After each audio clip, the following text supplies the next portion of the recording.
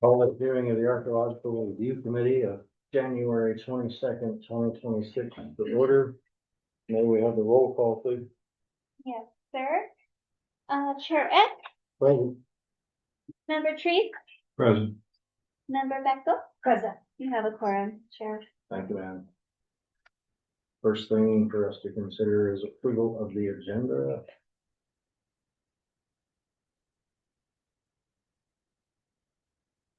Just for notes, Chair F, we will only have a quorum until 6:30. All right, let me remember that. Thank you. Do I hear a motion? So moved. I move that we approve the agenda for today. Second. All right, all in favor signify by saying aye. Aye. Motion passes. Thank you. We have an agenda approved.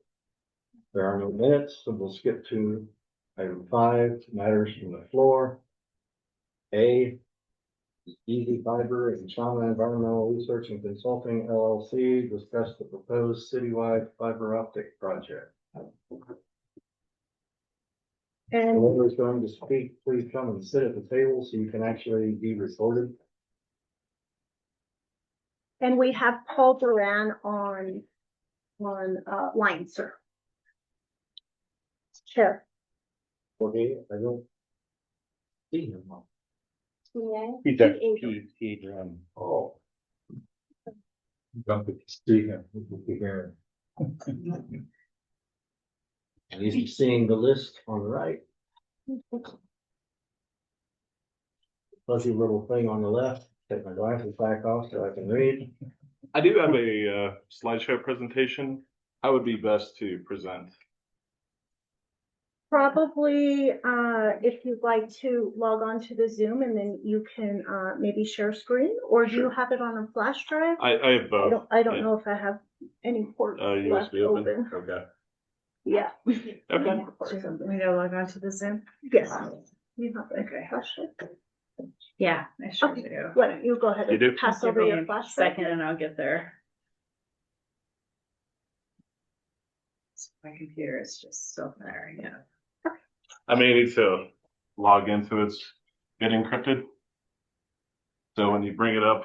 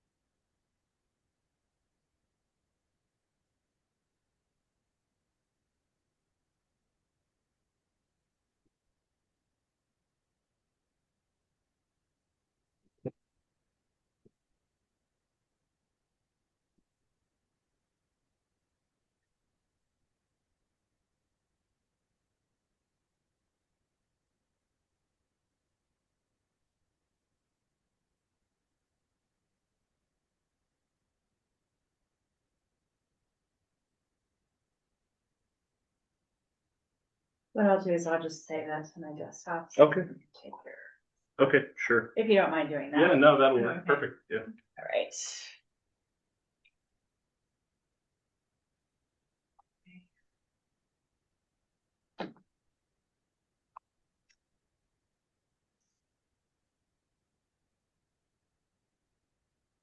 And I do have some hard copies.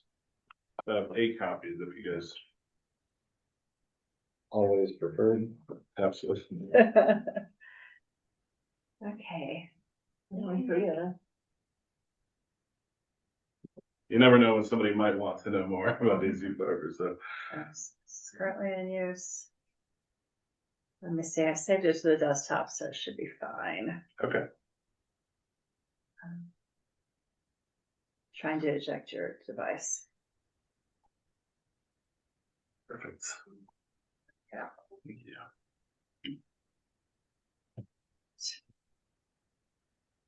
Where's that? So I just hope I will find it. Just a second. Okay. While she's pulling that out, you want me to pass it? Yeah, to- please. Just- 3. Okay. Go. Yeah.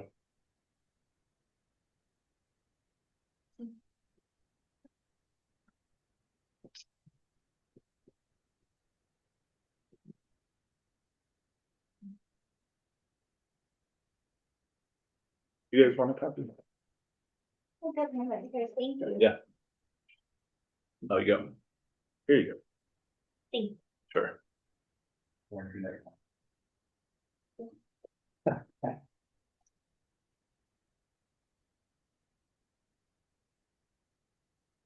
Sorry, I had meetings back to back, so that's why I showed up like very last minute. I imagine you are busier than I can't imagine.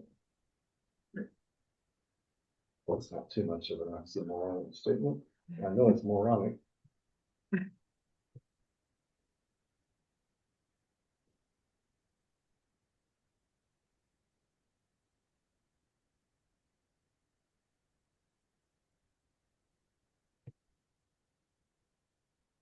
I see a raised hand.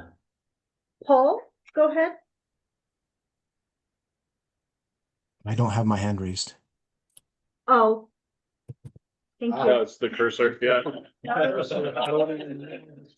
least we know My Paul is cursor was on and raised. attentive. I can't see that much. Can't read it, but. Did it save okay? Yeah, it saved just fine. I'm just trying to get on the Zoom right now. Oh, no, you're good. So maybe if you start, I can get you, I mean, Sure. if you wanna just, Yeah, it should be. if you just guys want to a follow minute. along with the hard copies for the, Yeah. for the instance. Yeah, let's do it.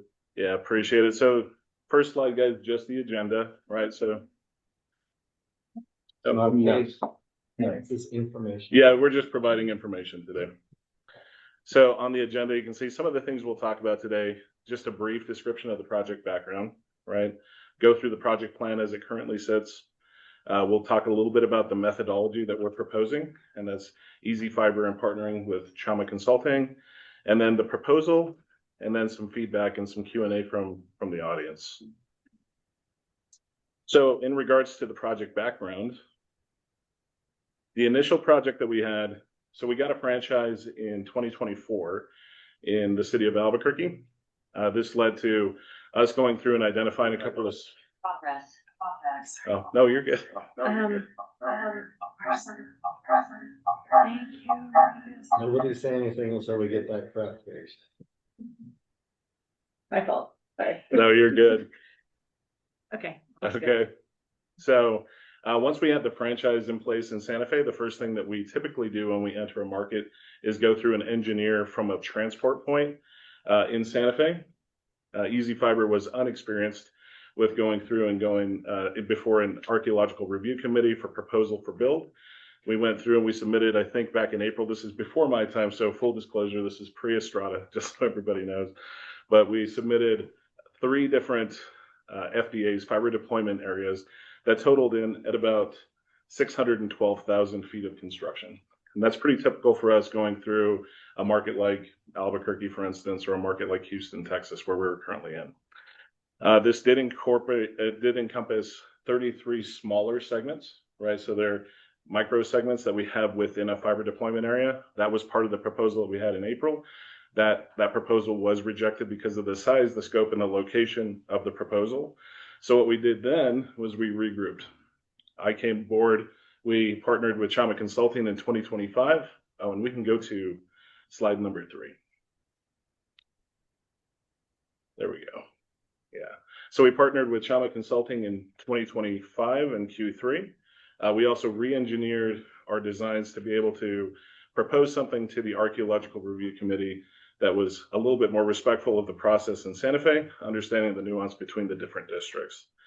In November of 2025, we did begin the build project. So we got an initial approval from this committee in October for a commercial installation of a power box. We did get that work completed, and we've since been working on an aerial overlash project on our Contera asset of about 42,000 feet, and we're currently working on that now. I want to go to the next slide. So a little bit about the project plan overview.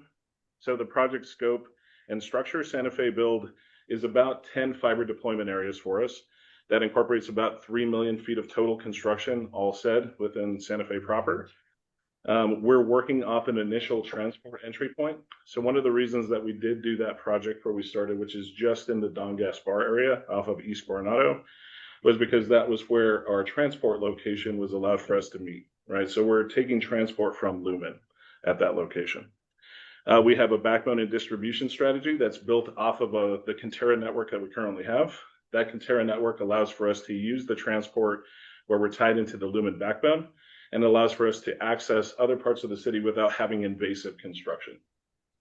The deployment sequencing for us is to prioritize fiber deployment areas based on the backbone proximity, right? So what we're doing from an engineering perspective, and Chama will get into the archaeological methodological perspective, but what we do is we will prioritize the build off of our transport location and identify places to build out from there. The scalability and future expansion for us allows for us to utilize our network, the existing Conterra asset that we purchased, which currently feeds all of the Santa Fe public schools, all of the anchor points within the city of Santa Fe as deployment areas. So we're going to be utilizing that network, not just as an overlash tie-in point for us, but also as an access from a network perspective. A little nerdy, a little bit in the weeds. Wanted to give you guys a little bit of background. I'm in a different field, so forgive me if I go too deep into the weeds, but any questions on that so far? Okay. We want to go to the next slide. I wanted to highlight on this next slide the Conterra asset that we purchased. So we purchased this at the beginning of 2025. We did purchase Conterra's assets in Santa Fe, Rio Rancho, Albuquerque, and Los Lunas. And again, what this does is Conterra had an asset already feeding through the city of Santa Fe, already constructed, primarily aerial, to feed all of the anchor locations of the Santa Fe public schools. This asset, again, from our perspective, allows for us to leverage aerial transport. So when we're deploying throughout the city of Santa Fe, we don't have to go through and have invasive underground construction throughout the entire city. We're able to use this backbone and leverage it from an access perspective as well as an overlash perspective, because we do own that facility on PNM's poles, right? We also are using Conterra's asset where it's feasible. So if we have to go under a railroad, for instance, something that would pose a lot of difficulty in digging, if we already have the Conterra asset there, we will use the physical Conterra fiber to access our network and tie into it. And then again, we're working with anchor facilities like the schools to be able to place locations for our electrical equipment. So we have a cabinet in each deployment area. That cabinet runs off of electricity, so we work with PNM to power it up. It's got a couple of HVAC units on it.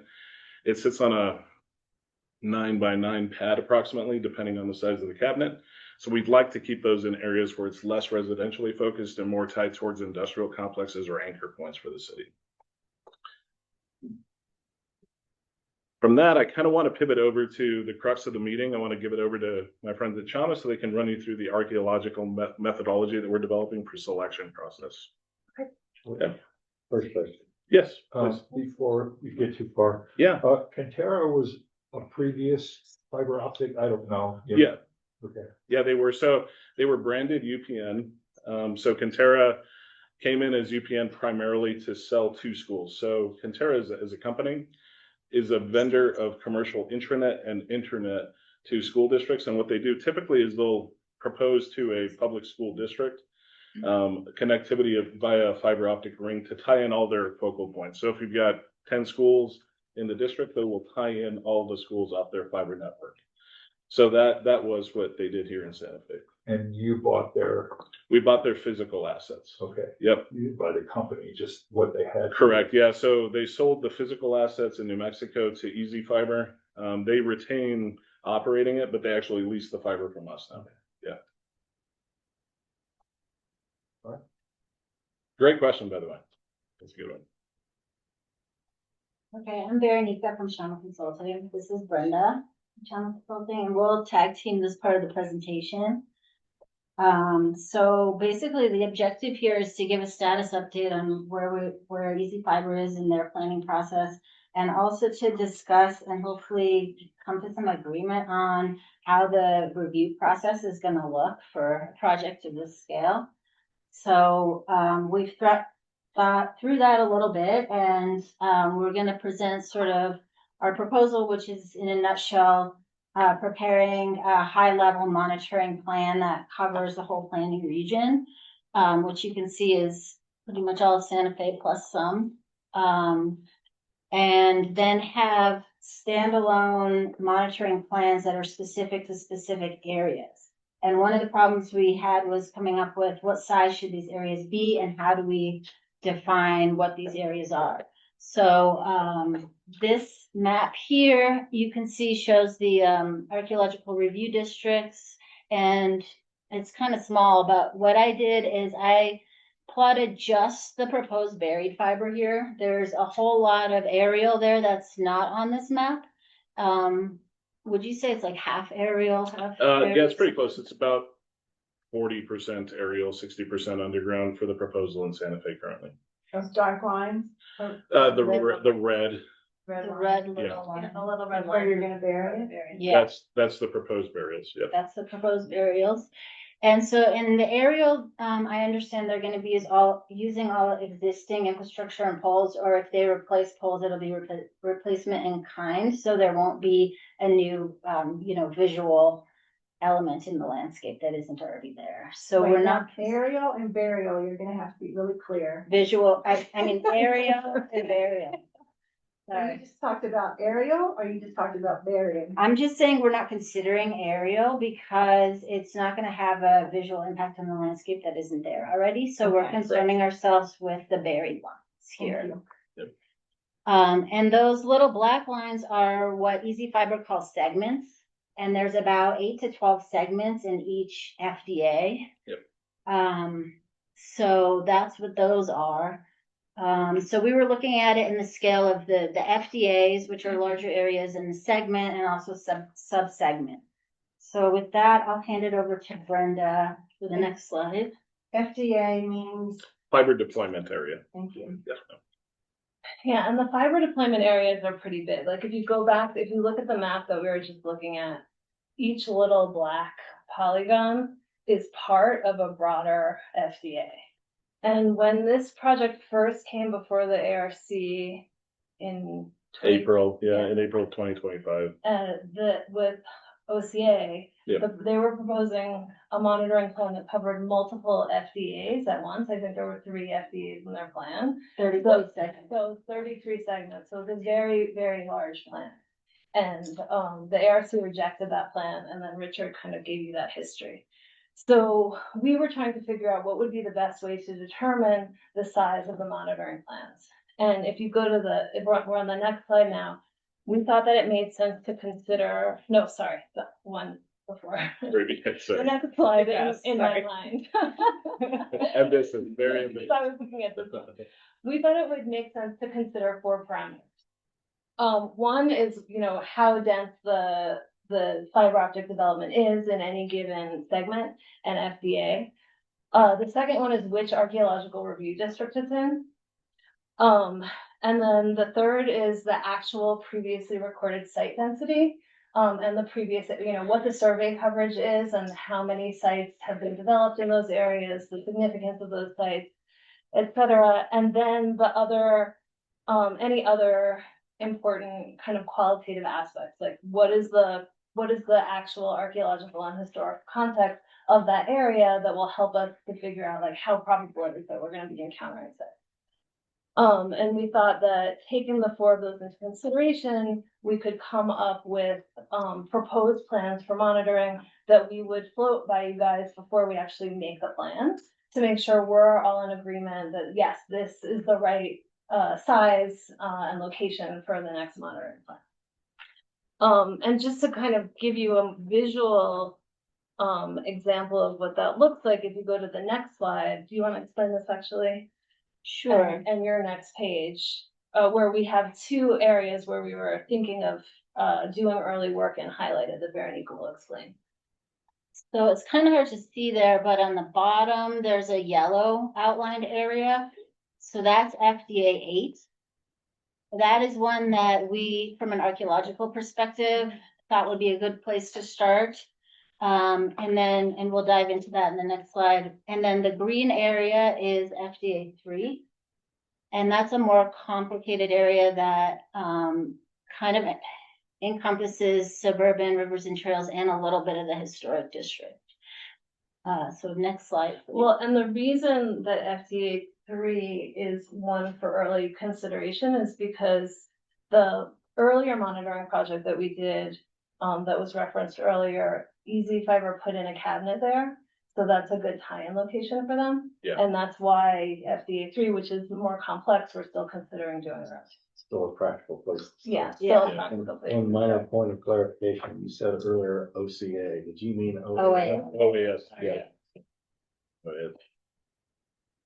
So this is a close-up view of FDA 8, and this is sort of bounded on the south by I-25, on the east by St. Francis, and on the west by, I think, Richards Avenue. Yeah. So this is an area that's pretty far from the historic district. It's outside of, the Agua Fria or historic Santa Fe, outside the agricultural areas. Those darker brown areas are areas that have been previously surveyed. So it looks like about a quarter of that FDA has had some kind of previous survey.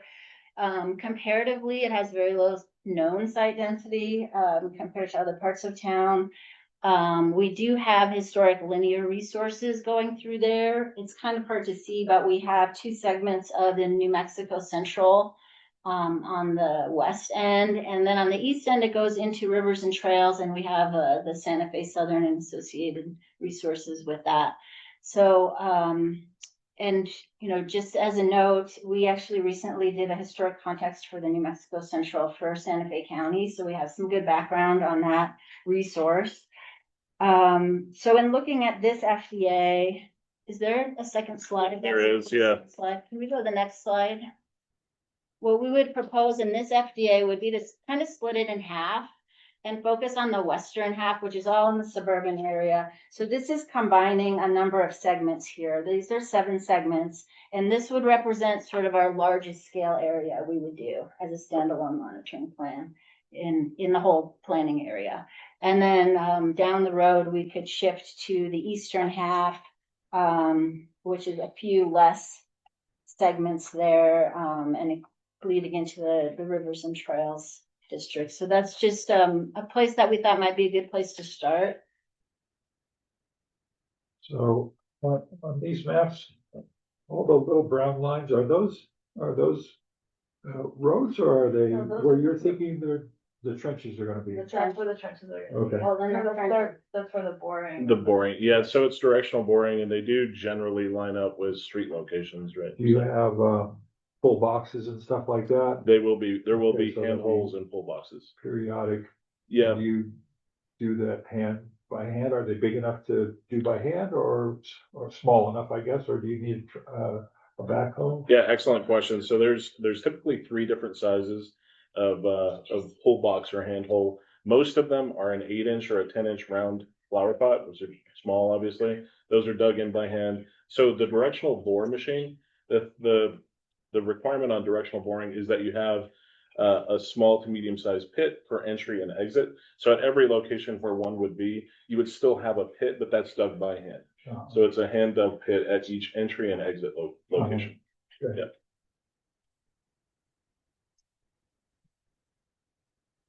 Okay. Okay, any other questions? And I do have some other slides in the appendix that might get a little bit more detailed on some of this stuff if you guys have questions. So if you'd like, we can go through it, and then if you guys encounter anything, we can follow up with the questions afterwards if we haven't answered them for sure. Okay, we can go to the next slide. Thank you.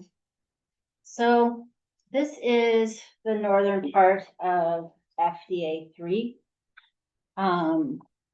Like I said, it's a little more complicated. We have plotted on here, the red are known arc sites that have been previously documented. We've got some historic districts. The red on the north is the archaeological review district boundary. And like was mentioned previously, we, Easy Fiber recently put a cabinet on East Coronado, which is just outside of the historic district boundary. And from there, they would want to go south. So we were looking at this area as an example of an FDA where we would kind maybe use different strategies in different parts of the FDA. So for example, south of there, we're in suburban area. We have much less density of known resources. So in an area like this, we could potentially combine two segments as one standalone monitoring plan just south of their cabinet there. And then, you know, of course, on the east side, the segments are larger. There's more resources. It's more complicated. We would probably look at splitting a segment there and looking at it more contextually down the road, because we're really just trying to focus on areas that are low probability of significant deposits, and that we can start going through the process and seeing how it works before we get anywhere near historic downtown. So that's just a different model that kind of shows you a different scale that we were looking at. And then the next slide. So this is obviously historic downtown, and I've removed all of the cultural resource data because you wouldn't be able to see anything, because we know it's a culturally rich area and significant resources there. And this is really just to show where the currently proposed buried fiber is in downtown and how the segments are mapped out. And of course, this is complicated by the fact that multiple FDAs kind of merge in downtown. So, I mean, this is something we would like to have more dialogue with ARC and how to approach construction and monitoring in these areas down the line. We'll probably look at splitting segments and looking at these runs individually and coming up with a plan together how best to proceed there. But this is just kind of to show you the three different scales, three different areas, types of areas we would be looking at. And with that, I'm passing it back to Brenda. So we were thinking that we wanted to propose for the actual review process that our first submittal be an overview of the whole project, a general overview of the entire plan, along with our monitoring methodology. And that would be, and it would also include, so we would talk about this methodology or whatever we agree with for determining the areas. We would also include the detailed methodology for what's actually going to happen during monitoring. And then we also wanted to include one detailed monitoring plan for the first area, likely the western half of FDA 8, which is that first slide that we showed to you.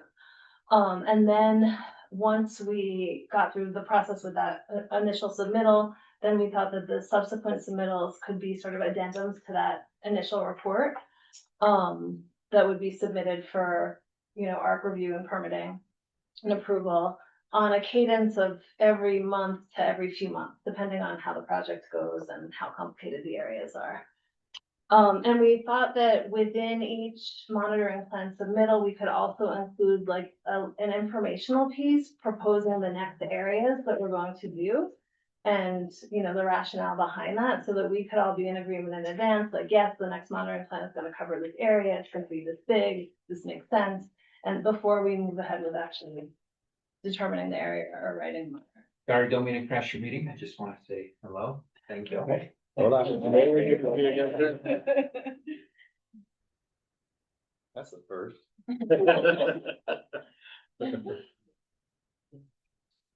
And that's our idea. And the point of this conversation is to, propose our idea, get your feedback, and hopefully come to an agreement on how we can move forward with this process in a way that everybody's comfortable with and confident in, that makes a good phased approach to getting this project going. And I think that's it. Do you guys have anything else? I think the next slide is just a highlight of our ask. So again, as Brenda and Veronica indicated, I think what we're looking for from the ARC is just some feedback on your thoughts on how we're selecting it. So obviously, again, way out of my depth, which is not unusual for me. But what we're doing from a business perspective is we're trying to overlay the Venn diagram of engineering requirements, construction requirements, logistical planning on our side with the nuances that are involved in archaeological significance and determining areas that make sense for us to build that we can build.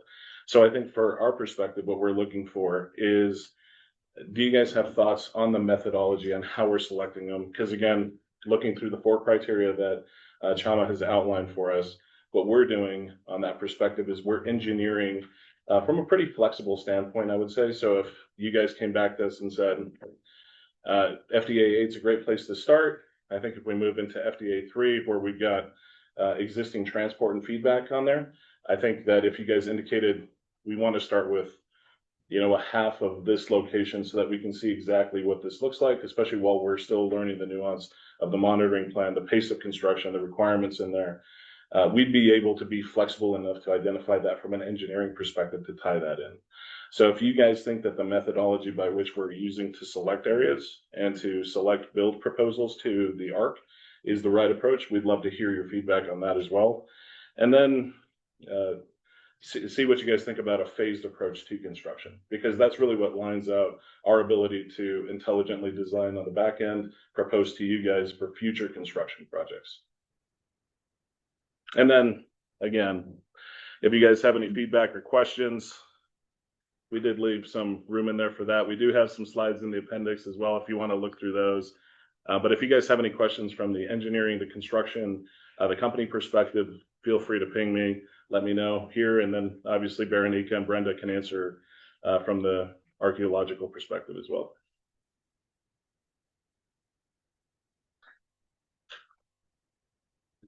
Okay, any questions at this point?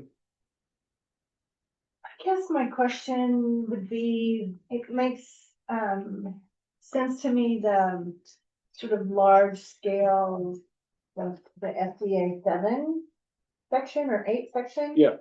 That it, you know, there's not a lot of cultural resources to hit down there. Yep.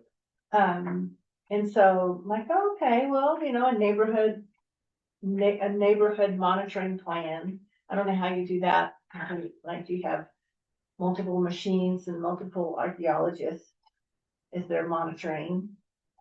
Yeah, it's an excellent question. So from a construction perspective, we need to make sure that we're lined out with Chama's resource availability from a monitoring perspective. Ron Winters is here. He's willing to help us out on the historical front, obviously. But from a monitoring perspective, we would line out from a logistical front what the pace of construction is to align with the resource availability for monitoring. So even if we did propose, you know, the larger segment in the suburban district in FDA 8, for instance, what that would allow for us to do is securing that approval from the ARC would allow for us to go through permitting, make sure that our stakeholders, Paul Duran is on, he's been extremely helpful from the city's perspective, helping us to align what areas look like they make sense, but also lining out all the back end processes that require for construction projects, right? The notification, we have levers for community notifications. We do town halls with community members. We do prep for the permitting side. We do all of that stuff, site review, contractor verification, all of that stuff. So if we got all of FDA 8 lined out, what we would do is line those pieces out with Veronica and Brenda and Ron, and we would ensure that we had the schedule lined out for our crews to match the monitoring plan. Right. Okay. So that, you know, that's easy. Yeah. Logically for my little brain to go, okay, that could probably work. But then when I get to even touching downtown, Yeah. I mean, it took me a while to review just the trench that they did behind the Gross Kelly warehouse in the rail yard, which is not even in the historical district. Right.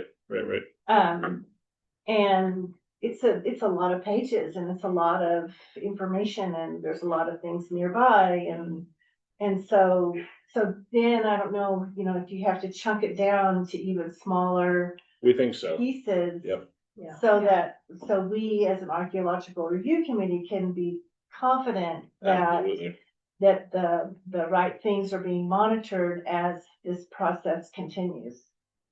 Yeah, that's sort of it. That's exactly what we want to propose. That, Yeah. right? That like for because the city's got so much different stuff going on all over the city that before we put any monitoring plan together, we come in and we talk with you guys about what makes sense before we even move forward with that. And we think in the historic downtown, and we're starting out further where the resources probability is lower, right? So we can get this process really nailed down. And then, you know, when we get to by the time we get to the historic downtown, we'll have gone through this a lot together. And we, you know, we'll have to consider a different and really limited, I think, scope of work for any monitoring plan once we get to those resource areas. Yeah, no, thank you. I mean, it makes, I appreciate your, trying to figure this out, you know. And then from a Yeah. construction standpoint too, we understand fully from our perspective that the pace of construction also changes based on the district that we're in, right? So the way that we plan crews, the way that we have those crews vetted and staffed, it's a different process in different parts of Santa Fe. So I think for us, learning the experiences in places where we have less maybe possibly archaeological significance, like FDA 8, for instance, makes a lot of sense from us from a learning perspective to ensure that, like Brenda's saying, we follow the process correctly. We understand what the ARC requires from us. And then it helps us to scale a bit of pacing as well, right? Yeah, yeah. So, I mean, I appreciate that you've come back with the plan. Yeah, and so just as a matter of perspective, I'm going to call back to one of the things that we talked about at the first side, which was Easy Fiber. Again, I'm going to say it's because I wasn't there, but all things considered, they had little to no experience approaching a project of this magnitude in a place like Santa Fe. I grew up 20 minutes north of here. I understand how much Santa Fe means to the state, to the community, and to all of us. And because of that, I think that we're trying to approach it in a very respectful way. We want to make sure that we're doing this construction project as uninvasively as possible, knowing that construction itself is quite invasive. So all that to say, the plan for us is important for us to be able to go through and produce in a way that makes sense to the city of Santa Fe and to the residents that are here. One of the things that I didn't mention that Berenica and Brenda were smart enough to call me out on after I had sent them the copy of the deck was we do also have anchor points for commercial projects that are slated. So we have commercial customers that are already proposing to sign up with us. Those would likely be submitted in on the initial front as one-off submittals to the ARC for review. They're much smaller in scale. They're a couple of 1,000 feet possibly. So significantly smaller in scale. The monitoring requirements would be developed by CHAMA on a case-by-case basis for those on the front side and possibly, you know, every now and again afterwards. But by and large, what we're trying to do is also combine those into the monitoring plan for an entire area that we're doing. So we're going to try to align those as we go forward. Yep.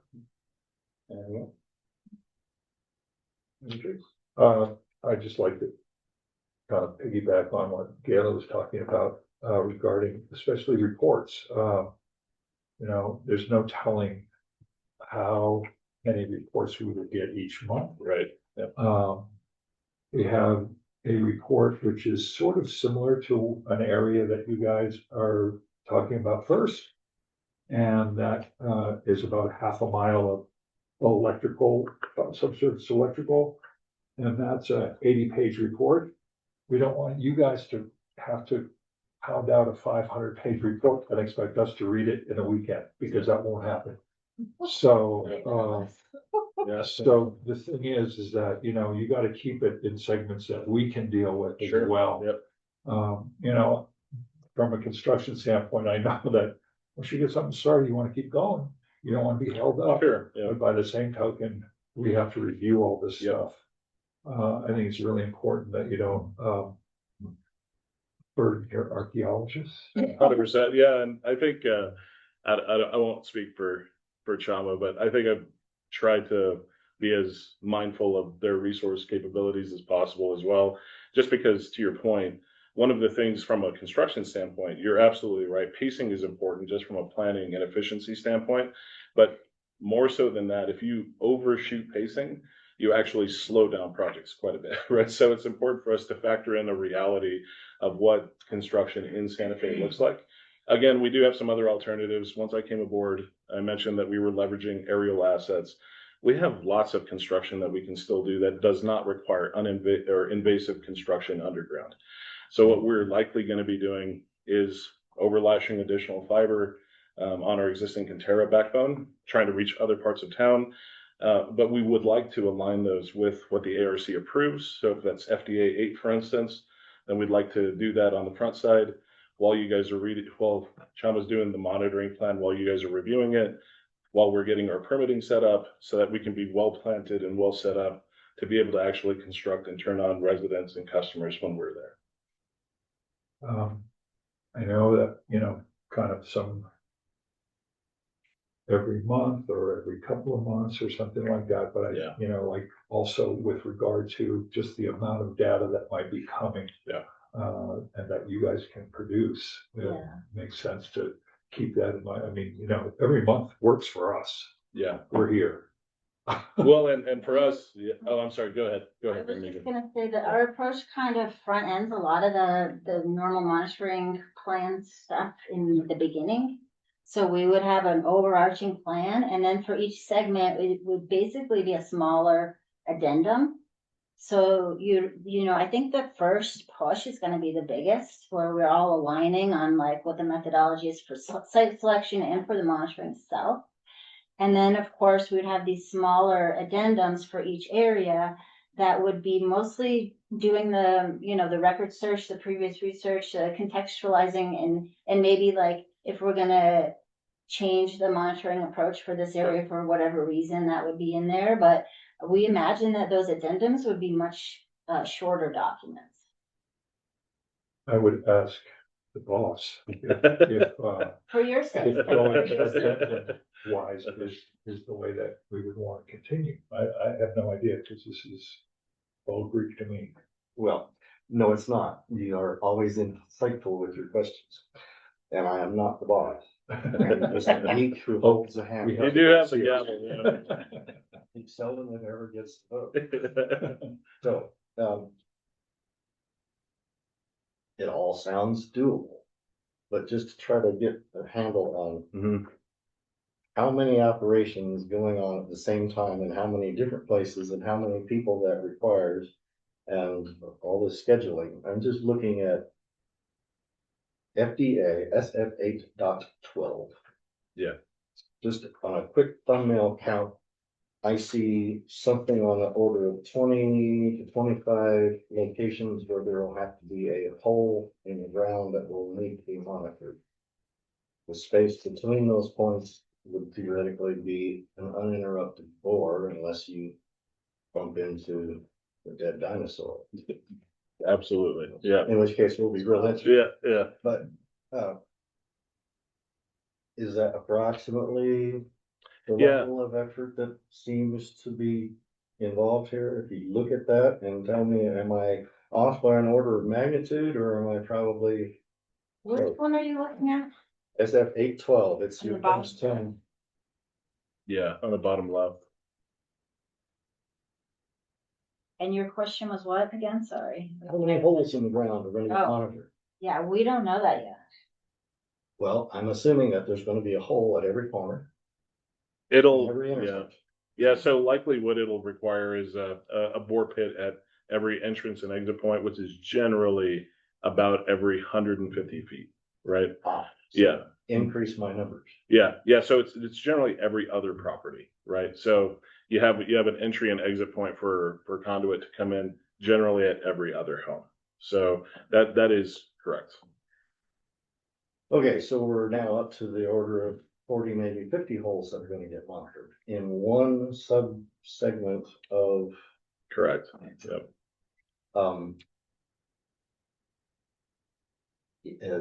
Really nicely rendered profile drawings of same with appropriate photographs. That alone is a bunch of pages. And if there's text to describe all that, we're already knocking on the door of, how much can we actually read? So this frankly scares the hell out of me. It all sounds good. We have 3 And years. if I were really retired and I didn't do anything but this, I think I could probably usefully read all of your output. But I'm not really retired, and I do have a million other things to do, and there is no way in hell I'm going to be able to read it. Like he said, it's not happening. So you're going to have to do it very tightly and not miss anything. If there's a way to present it in small format that's still clear enough to look at and read and just reduce the overall volume of things. Maybe we can develop something Yeah, like that that, would be it. That's a really. like a table. Well, tables are good for some information and they're absolutely lousy for other information like robots. Table profiles. Most of what's been done out here is survey. Almost no testing, and as far as I can recall it, no data recovery. So what we know about this area, and I like voice of the area, there doesn't seem to be a lot there, but I would caveat that with the next phrase, which is that we know. That we know, right? Yeah, I think we did always say no. yeah, yeah, exactly, right. Yeah. Can I ask a negligent question just from outside the industry? What's typically done for, Santa Fe obviously expanding quite a bit. There's a lot of new development in Santa Fe as well, especially towards the south end of town. If dry utilities are being put in, open trench, at the front side, and you have facilities going in afterwards, right? So individual services perhaps, because that's typically how construction works in a residential area. What does monitoring look like on that type of scale? Because it'd essentially be very similar with regards to the type of work and the scale and scope of work, right? Is that handled differently or? No, the monitor is there for the Yeah. entirety of the ground disturbance from beginning to end. Yep. The monitor inspects all exposed surfaces created by said ground disturbance. Yeah. And in an ideal world, records information about all that. Now, this is far from an ideal world. Yeah. In practice, what that means is, okay, here's a 100-foot trench and then it turns and goes that way for 600 feet and then Yep. it turns again and goes 12 feet. Well, there's at least 3 profiles involved. Right. This is representative of that trench, assuming there is absolutely no variability in what's observed in that trench. If there is variability, there are more profiles. Sure. If there are cultural things, there are yet more profiles. So Yeah, it depends on what you the encounter. whole idea is the same. Yeah. You observe and document. And it is not acceptable to say, this was the same as the last one and check off a box in a table and go on. Yeah. It needs a profile, it needs photographs, it needs a description. You can use the same description if it's true. Sure. It Yeah. has to be described. It can't be glossed over. Yeah. Because we don't know anything about the subsurface reality in this area. Yeah. We think we know something about general geological, geomorphological, and soil formation processes. But throw all that out the window because somebody has been out here doing something with this landscape for a very long time. Right. Things Yeah. turned up, moved, redeposited, and otherwise modified. The modifications in some cases are the important archaeological information. The fact that it got modified is not a reason for no concern. But the world is very different. You cannot look at the publications and say, we expect this stratigraphy in this area because the geologists agree and the geomorphologists agree and the soil scientists agree. They all don't know anything because they haven't ever looked at the universe in this detail. What they know is vast area. Yeah. Gotcha. Soil science. Yep. When they dig a pit, and it's an enormous pit, even often 10 or 12 feet deep, don't tell OSHA, unshored, unprotected, and vertical. Yeah. Definitely don't tell us. And they get in there and they talk about the dirt and the soil formation processes. And the next one is 8 miles away. Yeah. What happened in between? Nobody knows. Yeah. Nobody ever looked. You are going to be the first people to know what happened to this landscape in intimate detail. So it's important that it all gets documented. Yeah. And when you get closer to downtown, it's even more important. Because in downtown, what happened to this dirt since 9,000 years ago, right on up to yesterday, is an important aspect of what you have to observe. Santa Fe muck that got yanked out someplace and redeposited someplace else upside down is interesting. I can walk you to 100 places where that has occurred, and nobody knows anything about it because they haven't looked. So you guys are gonna be ready. Yep. Now, all of that just to say that I'm scared as hell of trying to read and understand all of this, but Yeah. your proposal sounds like a very reasonable way to attack figuring out which part of the elephant they're holding on to. Right, yeah, Without exactly, getting yeah, stepped on. yeah. And then we'll find out what happens. And Yeah, watch out. for absolutely. robins. And I think, to your point, I think it will be a bit of a learning experience, right? Because it's certainly learning from our perspective, from my organizational perspective, from my background, knowing exactly what a construction project like that. I'll tell you what, I promise if I can figure this piece out, I will be worth my excessive weight in gold, right? So, all of that to say, I do think that it is valuable in Santa Fe because there's also a need, right? One of the things that we encounter frequently is that there is a pretty desperate need for the service that we're providing. I think that we're one of very few companies that has an opportunity to come in and actually meet the need with the requirements that needs to happen to turn that into something that's valuable to the community. But it's also something that matters to all of us in this room, I think.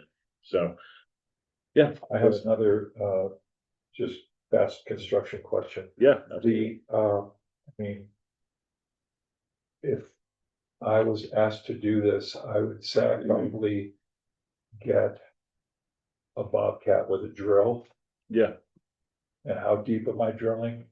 And I just start boom, boom, boom, and Not that holding needs a lot of work for you because you can do a lot of those holes in a day. And depending on how wide the drill is, that also kind of determines how easy you'll be able to see, what the stratigraphy is. I mean, I forget the first presentation. Yeah. How deep they were going. Was it 30 inches? That's so it's typically somewhere between 30 and 48, sometimes 52. It does depend a little bit on what the existing facilities are in place. So starting at a part like FDA 8, they may very well have some newer facilities that were open trenched in, but there's also definitely going to be places where they were placed in a long time ago and they're pretty shallow. Yeah. So we generally want to keep the requirement of at least 18 inches from other facilities. Right. So that dictates the depth, but it's typically right around that 36 inch mark that we shoot for. Okay. Are you gonna be able to go into existing trenches, like trenches that? So we can directionally bore with vertical and horizontal spatial differences between the other UFOs. So for instance, if you've got a JUT, a joint use trench that's in place and it's got power, gas, water in it, we typically will opt for a horizontal difference of space, right? So that we're sure, just because every piece of equipment that we currently use and that locators use to judge depth on things can be mildly inaccurate, right? So it's always best from a construction perspective to give you lateral distance, but we also can direct depth. So there's a lot of places where we'll attach our equipment to places where storm sewer is 7 feet deep. We know that we're going to be riding above that. So we will self-project where we're going to be digging within the same vertical line. Yeah. Okay. Just to remind everybody, the word he used was mildly with an M, not wild. Yeah, right. Yeah. I mean, it like we have GPR now. We use GPR pretty frequently in the industry now. So that might be some place where there's a bit of Venn diagram overlap to the archaeological kind of aspect of the build and the construction aspect of the build. But GPR is being used quite a bit more. It's something that we've introduced in New Mexico as a first provider. It's something that we're also going to be deploying in Santa Fe. So primarily because for us, it does matter to know where something is as close to accurate as possible. So I have firsthand evidence of that because I spent a day monitoring a certain crew with a certain machine putting in a water line. yeah. And we knew where the water line was. We dug a hole to find it. Yeah. And then he forgot that it crossed the hole at an angle assumed it went 90 degrees, blew a hole in a 10-inch water main. Yeah. With a backer. Believe me, I wish I could say we're immune to that, but unfortunately, it's not the case. Yeah, it was water. I was thinking Yeah. of you and others. Yeah, Yeah. it was water. Construction is difficult. It's a difficult business for sure. All that to say, I mean, there are ways to do it safely. There's ways to do it prudently. There's ways for us to be able to work together and find out, especially if it's valuable for you guys to know what is underground, right? We pothole every utility. So if that pothole provides relevant information for the work that you guys do, I mean, all the better. We have to do it anyway. So. Peering in potholes is something that you guys have to consider. Most of the time, the wet slime left behind by the pothole creator is. Makes it tough to And then read. the actual boring is also. Yeah, it's pressurized with. Slurry of crud that comes out and you can't really see anything. So where you see the most. Is in the spoil pile or Is in all the handhold. got it. Okay. We're on big pipelines, pig launchers, and big Sure. church. Yeah. So what we're gonna get is a bunch of little windows. And very rarely will we get something bigger. Yeah. Right. So I think your average big hole is gonna be what, 3 or 4 feet long? Exactly. Yeah, it'll be the largest hole that we typically will dig will be 4 feet by 4 feet by 4 feet. Right. So yeah. Close to a meter. Yes, exactly. Exactly. Yeah, right.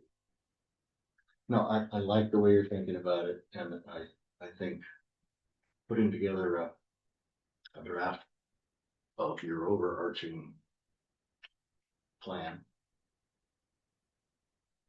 is a good way to step forward, and then we can agree on how you're gonna nuance it and how you're going to attach the addendi.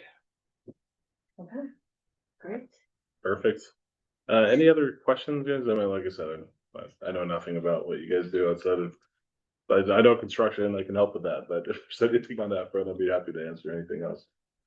Well, just a word of warning. This much can make all the difference. Oh, believe me, I know. I live my life half inch at a time, to be honest with you. So I completely When you get understand. downtown, be prepared to be well right. Well, and truth be told, that is one of the reasons, and I greatly value the contribution that Chama has given us just from a planning perspective on our side, because they were the first to say, again, occupational hazard, but we look at things from a deployment perspective. This is where the plant actually is. We have to build out from there. And it wasn't until Chama made the suggestion, hey, you know what, this might be a better place for you guys to start. Is there a way that you can physically do it? And then we go back and we solve for that problem. That's a much better approach to building in a place like Santa Fe. So I think it's going to be a good partnership from my perspective. All right. Well, Thank thanks, Thank you very everyone. much. Thank you.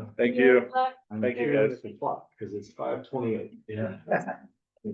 For all your Tick, time. tick, tick, tick, tick. All right. Next.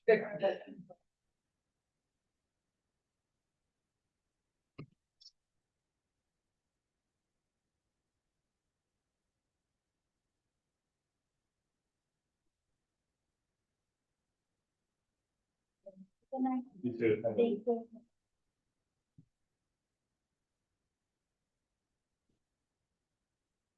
So. 5B, Ron Others presents the Sierra Contenta Phase 3 interim report. Do you have anything to add to that? Paul? No, Cherek. Okay, thank you for what you provided us. So. Without further ado. What do we need to know? Well, just a few points. As you see, it's kind of skinny, but there's a reason. I'll start by saying that we've met with Michelle Lindsay and Jessica Badner to see what their requirements were for the project, and then I provided them with what they needed. I've also reached out to the tribal liaison, the state land office a couple times, but have not received a response at this point. So I will continue to just, I happen to know. If you had reached out to a certain person, that certain person is no longer with Helen Brothers. Well, I saw on this website, it said vacant, so I will find out who to talk to, I guess, over there. Talk to the boss. Okay, It's always better. okay. Yes. So, in terms of the interim report, as you've read, I've only reported on what's been conducted to date, adhering to, SWCA's approved, scope of work. I have gotten a letter, I don't think we provided that to you, from Weston Glass at HomeWise, authorizing me to take over the project, because that wasn't enacted when Robin submitted it. So as I want you to know, I've not come to any conclusions or made any recommendations. Those will come when the different forms of analysis are completed by the various experts. Again, until those samples are processed, the findings made and the results written up, the data is not complete and the interpretations can't be finalized. That said, I'm following a few lines of research on LA 54763, LA 54777, and LA 202469 as to the nature of those sites and how and why they're there.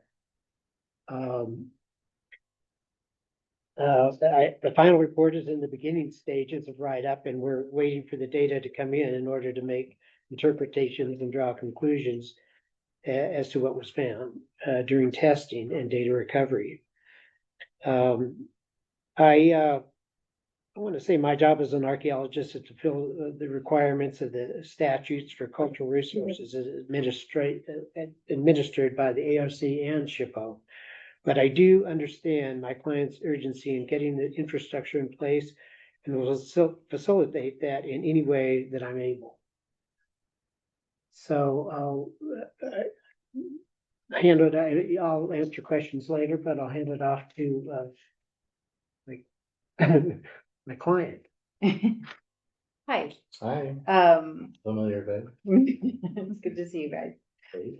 So I'm here on behalf of HomeWise, having started working with them in October. And I don't know how much background you have on Tierra Contenta as a development, but this is the third and final phase of Tierra Contenta, roughly 200 acres. We have this major infrastructure extension that has to be done before any homes can be built. It is a massive undertaking for an organization like HomeWise. And we are moving swiftly towards being able to begin horizontal construction of this infrastructure. And we're here tonight seeking your feedback on the interim report, to also give you, as Ron just did, an update on interactions with SHPO regarding the state land involved in the project. But also to request that on the next agenda, you might consider having action items, perhaps considering a conditional approval that would allow some of the infrastructure work to begin, given our extreme time constraints associated with public funding that's been appropriated for the project, and just the sheer scale of the project. We would like to also get your feedback on if you are willing to give us a conditional approval that would allow us to proceed, to permit a monitoring plan to be submitted for your review. That would cover protection of all of the sites that have been for which data recovery and testing has been required, but in particular monitoring of the sites that will be particularly impacted by the construction. So that would be primarily LA 5777 and LA 54785C. It seems like we'll be able to avoid LA 54765 But the margins are a little close there, so we would propose, fencing that site. And protecting it during construction. So I'm gonna put that out there and would be happy to receive any feedback that you might. Lisa, will you hand me one of those Oh, pictures, sure. please? Yes.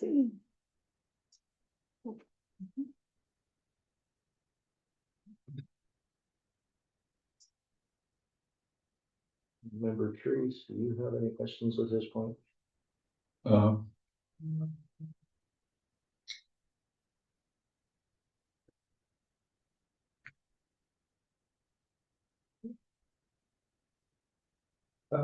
so just to, because this is the first time I've seen this, this is what we're talking about for.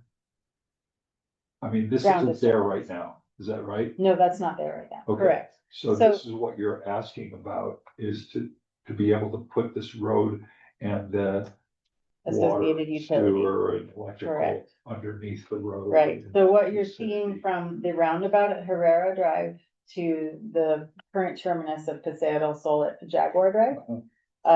All of that infrastructure, the roadway and utilities, in between is what we, need to begin construction on And, as soon as we can, reasonably. and Ron, what did, when you did this preliminary, were you walking the road or were you looking specifically at the sites and how they get be impacted by the road? Man, this area was surveyed and all the sites were recorded previously. Yeah. And it's actually been surveyed a couple of times. Yeah. And we reviewed that report, the survey report, it might have been just before you joined the committee. Yeah. Then we looked at the update. And you were on the committee when it was presented, and we looked at the documentation of these sites. And discussed the generalities of what would involve in testing those sites. Did Chama make that presentation before? SWCA, Oh, Robin. Robin. Okay, And so, on the basis of that discussion, he prepared a testing plan. And ran that by this committee, and this committee approved it. So Ron now is involved with the actual testing on individual sites. We're way past survey and walking these alignments. okay. So his document presents some information about what was done on these sites. And So all of the testing that was presented in the testing plan has been conducted to this point. So the interim report gives you a sense of the methodology that was used and a bit of a sense of the results, although as Ron had stated, we're awaiting the analysis. So, and you want to get a preliminary approval so that you can start this before Rod gives us the final report on what he found. Is that where we are? in a nutshell, that seems to be where we are. That is where we are, yeah. Well, no, I think that's outside of my. Okay. Member Black.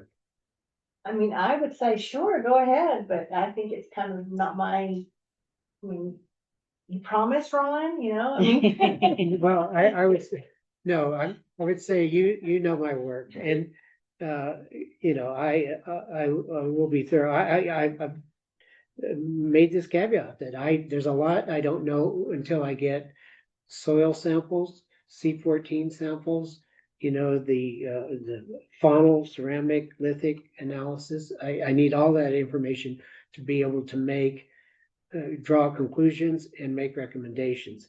I am exploring, just based on what I saw in the ground, a couple of avenues where I don't totally agree with what was recorded in '86 and then 2 years ago.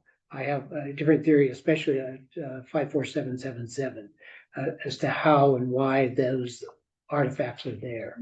And that's the densest concentration, of any on the whole project area. But I have some stuff that I think, when I get the rest of the analysis back, that I think you'll find interesting, and I can make, some solid points as why I think that site is there. I do think it's worth qualifying a little bit more what you did see in the field, particularly at 54777, so that the committee can be a little more informed in how. Well, talking I about think this. it was, I think in SWCA's data recovery plan, testing data recovery plan, they stated that they thought, rather than Hannaford's projected, interpretation of that it was a field house or a pueblo, they saw it as push piles. With the work that I've done, I don't agree with either of those. I think it was dumped there. And I'm exploring a few different episodes in Santa Fe where that happened. One with the project in the 40s down on between Palace and Marcy, where dirt was hauled off in trucks and dumped out near Vista Linda. And another one that Schmader noted in College of Santa Fe, in the Forest Service offices, where they brought in dirt and dumped it there, and to grow buffalo grass, supposedly. And when he did the survey, he had 1,000 sherds, but they were not in situ. And I think that's what I've got in this case, because when I got below the original ground surface, it was sterile. And in that one profile you see of the west wall of the East Trench, you'll see not complete adobe bricks, not a structure, but chunks of brick. I've got gypsum plaster. I've got rolled roofing, all intermixed with the lithics and ceramics. And even right on the surface of that original ground surface, I've got rolled roofing laying there. And I have a theory that material was brought somewhere over in the Agua Fria region, because I've got apricot seeds, but more importantly, I just found this out from Gwyneth Duncan. I've got 2 funnel bones. One is sheep goat, but the other is turkey. And I think either somebody was remodeling their old adobe or they were getting rid of a site. I'm not sure which, but I think there were 2 episodes where they dumped, because they're linear features and they're offset from one another. I really think I'm going to be able to make a strong argument that material is not in situ. I have a theory about the in 54765, those thermal spot features in the arroyo. One that when I excavated that, the 1 and feature 1, when I got down, there was no living surface. There were no charcoal flecking. There's no FCR. It's just that ash stain. And I want to get these tests back, because I think it could have been a brush fire. Because when you look at that, it's not a continuous, it's not a living surface, it's not a cross. They're not connected. They're just spot, ash lenses.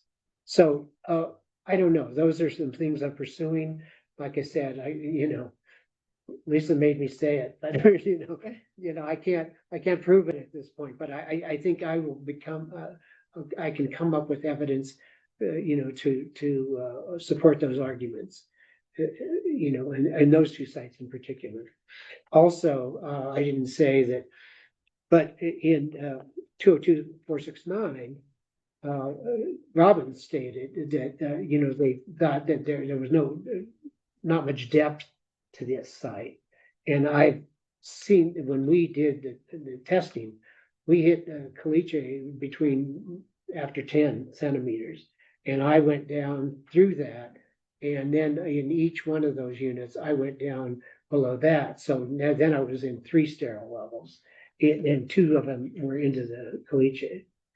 And so I did that in a couple of areas. And there's, I know these aren't deep, units, but I think I can provide evidence that is mainly superficial, those sites out there. But Question. Under what, method would we do this kind of approval of an interim report?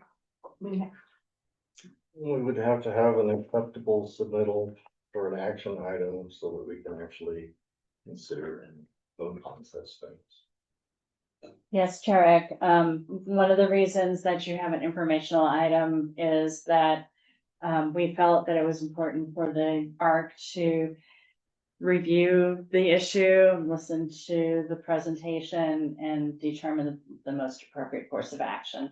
Then staff will put it on an agenda, but we were uncertain about whether conditional approval would be a process that the ARC would want to entertain. So we wanted to respect your opinion on that matter. In my recollection, once or twice in the last 20 years, such a thing has been entertained. That was all before my term on this committee. So I honestly don't know what the outcome was. So, Staff has concern.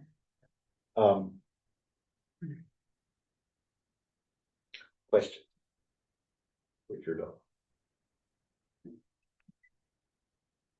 why did Paul write the letter that he wrote? What letter are we talking about? We were handed a letter that he Yes. wrote to Heather Lamboy about, That's a letter I requested. okay, Just because certainly, and Paul, you might want to pop in here. Why But were we not provided with the letter? I wanted to know like exactly what the process was, what I read the report and it seemed fairly small for some sort of data recovery plan, as was titled on the report. So I asked him to analyze it for whether it complies with the submittal, and so we can identify what needs to be done to have a complete submittal. and he did a thorough presentation of various language of the various sections of applicable right, city stuff. yeah, And at the end of it, he says, the current interim report does not meet specifications of the Mexico state standards for excavation, test excavation. And therefore no conditional approval can be made until blah, blah, blah. And then secondly, he says attached is the agenda. Excuse me. The agenda and meeting minutes for the CPRC meeting of August 15th, 2025. At which they considered this proposed data recovery plan. As submitted to SWC. So that's why have the minutes. the minutes are in there. And there's really only one little section that's relevant in it on the last page where it says.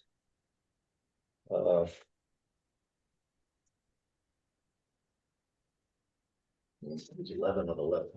The last paragraph. A motion was made that the excavation permit and burial excavation permit, because they require that every time in case there is. Receive their permit, the SWCA received their permit upon receipt of revisions to the satisfaction of staff.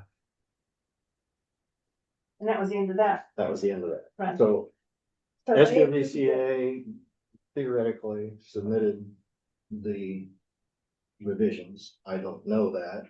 Heather, did Yeah. that They be the did. subject of conversation between you and Michelle? There were no submission had been made as of the conversation I had with Michelle NC. There So, were and I don't no know if Mr. Durant, revisions submitted? no. Interesting. That is not what she said to us. Okay, well, Paul, as the official archaeological liaison, Paul, did you know of any revisions that were submitted or were they shared with you?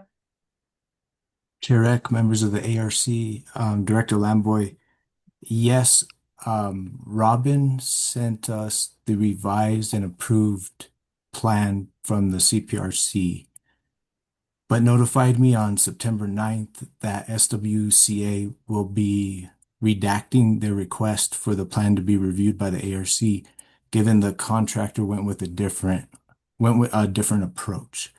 So at that time, we did as requested. Respectfully, that's not a thing. The plan was approved. Ron followed the plan. We have a letter from the city stating that that plan was approved. The plan the city approved is the majority of, but not all of, the plan that the CPRC approved. I've not seen the revised plan. Would it be the pleasure of the board to see that revised plan first? I think this group needs to see that. That's one. And here's the problem with A and B speaking to C independently. They leave with a different impression of what the conversation. In an ideal world, I would like Michelle to be at meeting. You can tell us what's going on. Because I do not pry into the actions of HPD and CPRC. I've not spoken to anyone over there about this, but I have a question. And as far as I know, only she can answer it. Did the CPRC issue a permit to Ron Winters to do this work? So we met with Michelle and Jessica, Friday last. And, they told me what they required and I've submitted it to them and, to be on the CPRC agenda on February 13th. And, what they were addressing was not in total, but the sites that were specifically going to be impacted on the state land, New Mexico School for the Deaf land, which is 54785B and 54777. And that's what I supplied to them. That's what they asked. That's what Michelle asked for. That's what I provided her. Okay. Well, then now there's A, B, and C talking. Work part. I'm at a loss here because there is no CPRC issued permit to do the work that you have done. So the work that was done without permit. And that wasn't made clear to me when I joined the project. I was under the impression that I was working on the approved plan that SWCA had permitted. And then when we talked to Michelle, she wasn't concerned about the bigger picture, but those two sites that were on School for the Deaf lands. And that's what, I mean, I have it, I can provide it to the committee, what I provided to them, to how I would address those two sites. But, I think there was a letter, wasn't it, that, my understanding that, his plan was approved by the CPRC? Yeah, absolutely. Yeah. Yeah. But she said, like you said, for those two sites at least, that's what their concern was. They wanted me to have a project-specific permit for those two sites, and that's what I. In So that, by the time this committee meets again, those permits will be approved, we expect. Given what we discussed with Michelle and Jessica last week. And granted, all of this transpired before I started with HomeWise. I'm not gonna wash my hands of it. I'm here to tell you that clearly there was some misstep in not getting those permits. Let's fix that. Absolutely. We're doing everything we can to rectify that right now. If the CPRC can be made sanguine and issue a permit for this work, I think this committee could see a path forward. But it's for this work, it's not for two sites that happen to be on a certain nuance of ownership. What do you mean? The plan was submitted for the work on all of these sites. Correct. The work must be conducted on those sites under a permit. So until the permit exists, we have something in limbo. Actions have been taken. Progress toward the planned work has been made, but it cannot be retroactively blessed until it's complete. So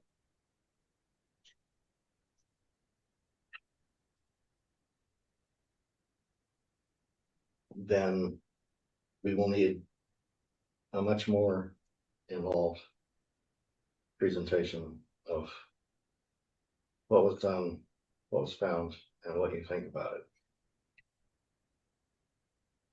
I understand you don't have final information. That's okay. I just want you to say more.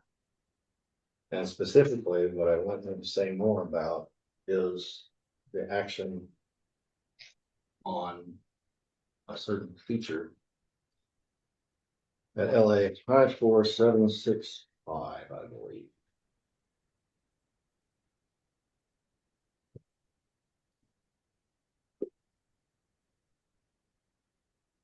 No.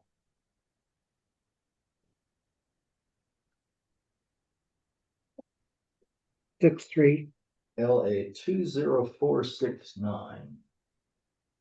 Which will be avoided by any construction. Go to 469. If it was going to be avoided by any construction, I wonder why it was in data recovery. I do too.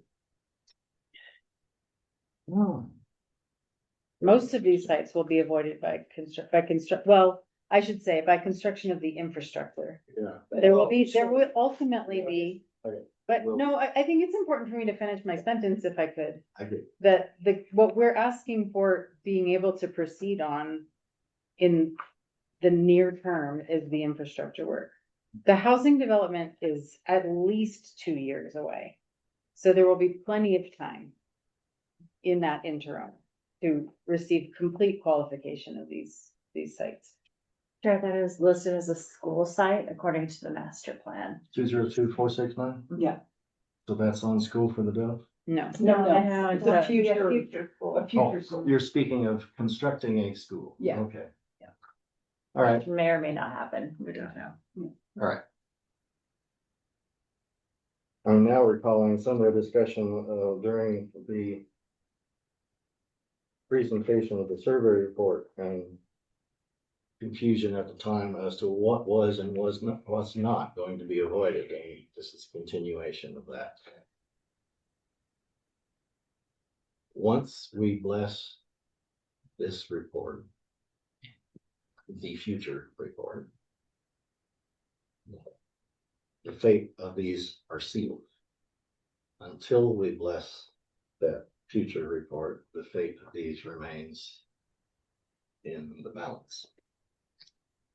Okay, so now that I know we're all on the same page, I want to direct everyone's attention to page 12 of this interim report. The last paragraph.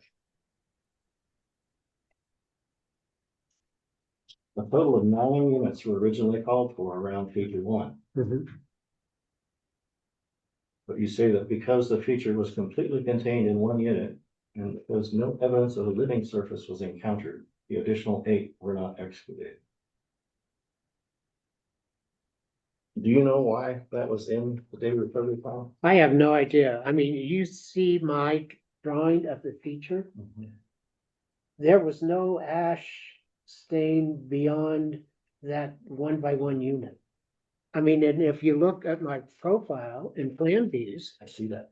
you know, I have no idea. I did, in another case though, in 777, where they had a 1 by 3 that kind of spanned the 2 bounds. I didn't think that was sufficient, so I added along the long axis of both of those to really get a better picture. So in this place, I reduced, but over there, it was warranted to add to that. And, And I commend you for that. Adding is always better than subtracting. yes, oh, no, absolutely. And I want to remind you of an earlier conversation that this group had with you about a decision we made in the field, and you were admonished to not do so until you had checked with staff and this committee. In future, this is the future. That requirement was in the data recovery plan because it is a very standard method of investigating thermal features in the southern part of the state, where there is almost never anything in the feature. All the interesting stuff is in the area around it. I see. So if you would please go back and dig those other 8 units. Not a problem. As soon as you get your permit. Yeah. Not before. And I want to see the documents that show that you did it after you got the permit. Then I think I will be in a position to judge whether or not whatever you submit is sufficient evidence of having met the criteria specified in the data recovery plan. Assuming I see the actual data recovery plan too, because this isn't it. That's right. Yes.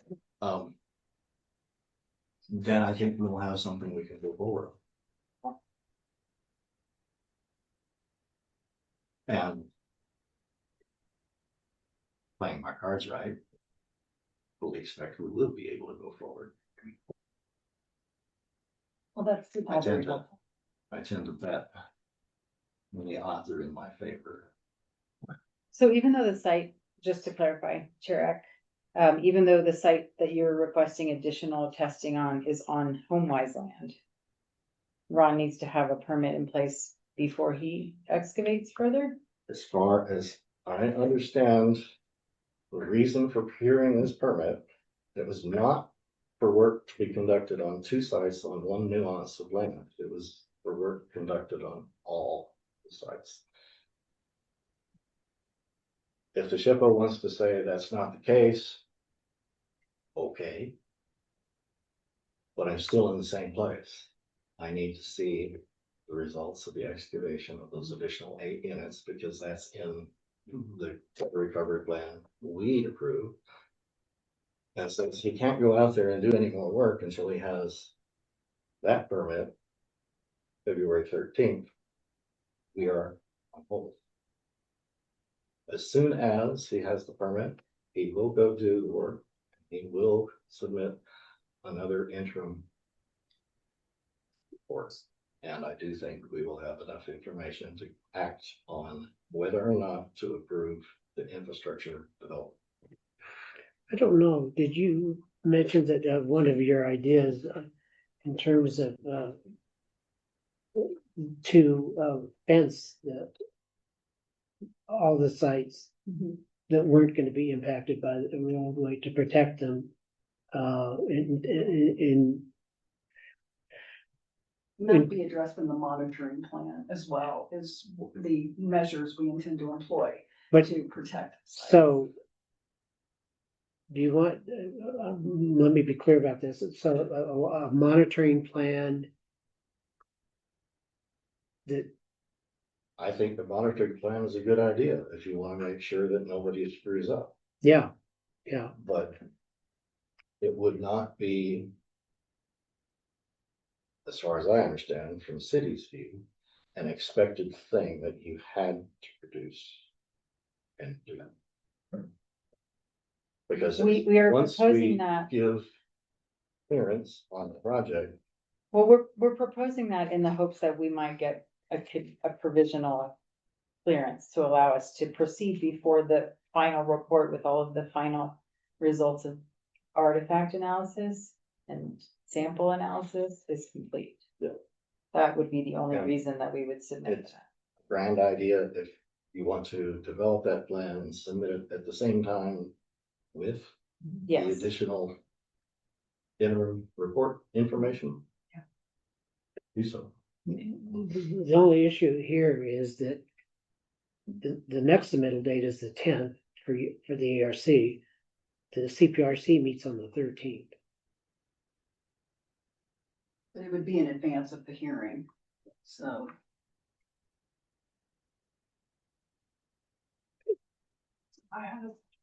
I do have a suggestion. Can't it I be am. postponed to a date certain? And then there can be like a negotiation of the submittal date with staff or after the CPRC. Well, sure, there could be, but I was I don't know, yeah. going down the path. of, Sorry. We're in a hurry to start digging and building roads and putting in infrastructure. And the timing of things is such that I don't see how we can. And we can't postpone when there's no action item that's associated with this agenda. Got it. So may I ask Go you, ahead. if we had confirmation from SHPO that their permitting authority is limited to the School for the Deaf property, we could get that in writing from Michelle, then could Ron proceed with the additional testing? The 14th. Sorry. because we are under the distinct impression after speaking with Michelle and Jessica on Friday, that what they're interested in are the two sites that are located on The school. or Because- extend onto New Mexico. Well, they had School for the Deaf approved, project. I guess, the whole. But I don't know if that was absolutely Didn't necessary. create two treatment plans. We didn't create a treatment plan for the School for the Deaf, a separate treatment plan for the other real estate. We did one plan, because it was just, you know. In the normal world, an undertaking is under one umbrella. In a normal world involving the feds, nothing Right. happens until the feds are happy. This is, In a normal Not a world federal. involving the state, nothing happens until the state is happy. If the state is willing to say that they screwed up and they considered a whole bunch of stuff for a data recovery plan and a special archaeological excavation permit and a burial excavation permit for part of the project and didn't tell the rest of us that they were only doing part of the project, then I really want to see that letter. I think, don't you have the correspondence between Jessica and Robin? We do. I think maybe you want to see. That would be a wonderful thing to include in your submittal. I will communicate with Michelle. What I'm hearing is that there is not really an opportunity for us to get started. At present, I know of none. I think I'm not we talking are about us. absolutely not at sea think there's a path. until we have a permit and you can do the work. If SHPO wants to say differently, great, then we can act differently, but this is intensely frustrating. Because it should not have transpired that somebody took action on anything other than a document that says you are permitted to do this action. And Ron's left holding the bag. And we'll It get should not have happened. It just should not have happened. On the same token, it doesn't feel right to hold up this very critical project because of a bureaucratic inaccuracy. Just putting that out there. That's fine, my opinion. We can share opinions about the project in other venues over cocktails. But I don't disagree that there was definitely a Yes. misstep made. it just needs to be fixed, and this is the right way to fix it. Find out if they're willing to say they screwed up and issued a permit for something they don't have an authority to issue a permit for. And it has to be pretty much phrased that way. Or they have to say, we're willing to say, we will only look at what's on the School for the Deaf property and ignore everything else and allow it to go forward. If they say either one of those on paper, we have a way to go forward. But we still will need the work done because we approved a plan that said, and we now know why, and it's gonna get done. Yeah, I don't, not involved at all with that. They're all very, I think it's all very reasonable, and our hope would be when we come forward with the beefed up interim report and the analysis from the additional test units, as well as the CPRC permit, then we can consider a conditional clearance permit at that time. I do think we will be able to do so. So David, what do you need from me exactly besides, I mean, we know what Michelle and Jessica ask of us, and I've done that. You know, but what? Yeah, Permit, in an yeah, ideal world, I need somebody who can speak on behalf of the city regards archaeology to be involved in every discussion of every aspect of archaeology that involves the city. That means nobody has a sidebar conversation with somebody at the SHPO. Nobody says, well, Michelle said. That's not cool. We did not intend to have a sidebar conversation. I know, but I'm speaking of an ideal world, and we don't live in an ideal world. But this only works if we all work together, I could not agree more. and it's not working. I could not agree more. So Thank you. So hang in for, there. I'm sorry, Chair. Go ahead. For February 18th, Amanda and I were just talking, the packet deadline is the 10th, but we'd be happy to work with you so that, maybe on the 14th or the 15th, you can submit the documentation. Well, he won't have been able to do the excavation by No, then. here's the deal. He wants to make a presentation about a monitoring plan, yes? Phrase the titling of your monitoring plan such that it will include interim report of work already conducted. Get it on the agenda, and whatever it includes is whatever it includes, because it's just an object with a title. It's gonna be on the agenda. And if it's this big or this big, doesn't matter. True? That's correct. Yeah, and I think, That and if we can we get can on the get agenda. confirmation from SHPO that they are isolating their jurisdiction to the state land, then it would enable us to go ahead and get those other test units done and get that data in the interim report. it's interesting because I think they did approve the plan that the ARC. Yeah, But like I said, They they had give it, changes, and I don't know what those changes are. oh, it wasn't. We can talk more, Ron. We Yeah. don't need to take up any. We just need to know that we have final verdict. And just so you know, in terms of the tribal liaison, I did have a conversation with the state and, that it's just strongly encouraged that you coordinate. Gary has contacted, the Historic Preservation Office with Tsuke Pueblo. Mhm. And so that might be a good place to, start. Larry Salmon. And also for further future reference, the state land office tribal liaison only deals with state land office liaison. This is not state land office land. it's Well, somebody that was else. So confusing to us. They, That- it has to be It somebody was else. very confusing as to why They could be a source of that was information. but called they aren't for gonna in the solve your problem. monitoring plan. But the approved monitoring plan called for that specifically. Yeah, It was very confusing as to why that was the case. Wait. So, but you got me. I that's don't- what we did because that's what the State land monitoring office plan has no said. jurisdiction over school for the deaf. I didn't think they did either, And the but- state today. They don't want, okay, probably. they have a hard I enough think time that- dealing with the land they are Yeah. responsible for. No, Whose Okay. benefits go to the. Okay, thank you very much. We appreciate your time. Well, thank you for coming, and it's gratifying to know that we can find a way out of the weeds. Thank you. Thank you. Tell me when you need that after the 13th and before the. Nora is 6:15. 6:15. We have 15 minutes, y'all. Yeah, they're done at Can six. start they're at done 6:45, so. New business, case number 2026-11796, TRC, Agent for Public Service Company of New Mexico, applicant is requesting approval of an archaeological monitoring report for the installation of approximately 80 feet of subsurface electrical lines at 530 South Guadalupe Street in the historic downtown archaeological review district. Thank you for the staff report. Paul, anything you need to add to that? Thank you, Chair Eck. No, sir. All right, we have a presenter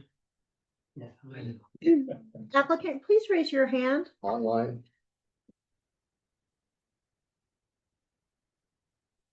Agent.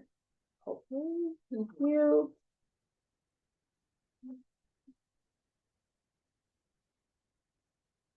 Chris, please unmute yourself. And be sworn in. You there, Chris?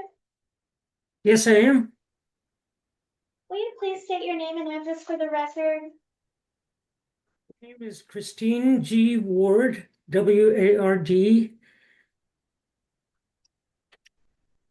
And I work with the Albuquerque office of TRC. Is that the address you want? Sure, that That will works. suffice. Do you solemnly declare and affirm that the testimony you have in reference to this item shall be the truth and nothing but the truth and do dishonor the penalties of perjury? Yes, I do. Thank you. Chair, who's been sworn Not in. sure how you want. Do you have anything you wish to offer in addition to what you've already submitted? No, I don't believe so. I think the report Okay. was pretty thorough. Thank you. Committee members, Member Bechtel.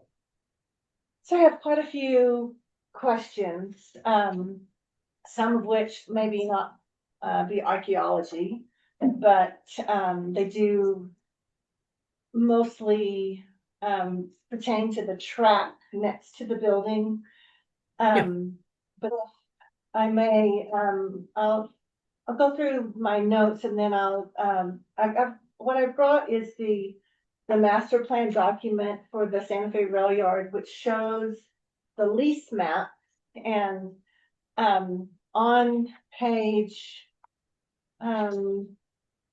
11, you keep calling this private land, and this is actually, it's my understanding that it's city-owned land that is actually leased to the Barkers for their office building.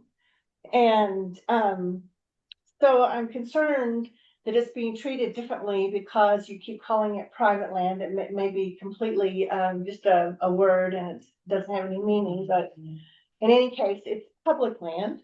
As far as I can tell, I've called the Santa Fe Conservation Trust, who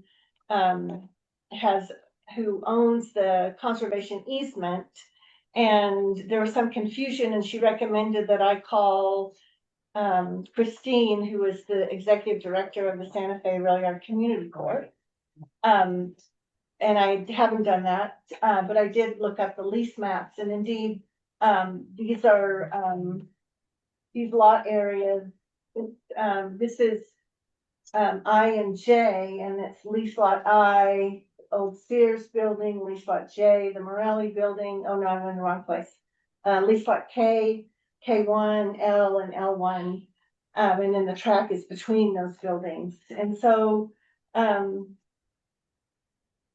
don't believe that the city would say that they're leasing that land if it's not public land. So I don't know how you prove that, one way or the other. Then, oh, this was just sort of a funny thing on page 26. Under the history section of the territorial section, it said that the Santa Fe organized citizens prepared themselves for a boom. Bad planning meant the main line of the railroad bypassed the city. I thought it was bad geography, but I could. So I don't know about that. Yeah, and so those are, I mean, that's my biggest one. The tracks are apparently not of the Atchison, Topeka, and Santa Fe tracks, but they're actually part of, or the spur of the ATSF. They're actually part of the Chili line that went by the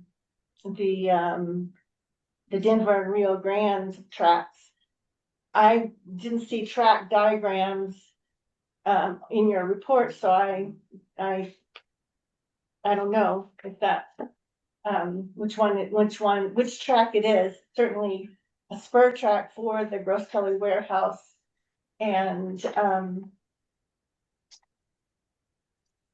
so then therefore I guess I disagree with this idea that this track is not important, even if it's partially there, or I've forgotten what the word is, and that's why I realize I may be confused about the designations of these artifacts. What I don't want to have happen is that the tracks are taken up later because we didn't decide that they were important to keep.